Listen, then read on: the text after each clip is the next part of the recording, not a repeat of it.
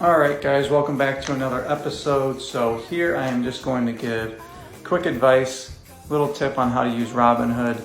So if you hit the little spyglass here down in the middle of the bottom of your screen, you'll see that it'll take you to this browse page. And on the browse page you scroll down and there's a section called Daily Movers. And that's where I do my Daily Mover episodes every so often, just to talk about the top gainer on the day as well as the biggest loser. But what I like to do is I like to look at these Daily Mover stocks because you could potentially find a good stock to buy, something that's worth investing in. And earlier I was looking at one, EverQuote. It dropped by $2.33 today, which was a decrease of 13.44% on the day.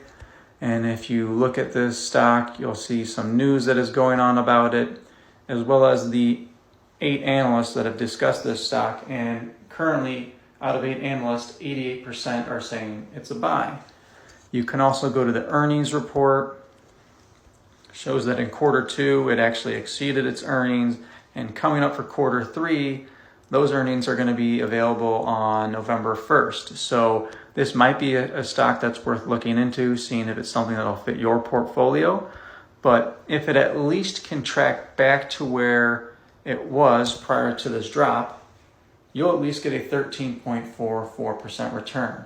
So that's a pretty good rate of return. And if you dump a significant amount of money in there, then you're going to see a significant return on your investment. But that's why I really like to use this Daily Movers section on the Robinhood app, because it helps me expedite the process on looking at new stocks to invest in and if they're going to fit my portfolio. If you guys like this video, then please like it and follow my channel to stay up to date on more videos that will be coming up.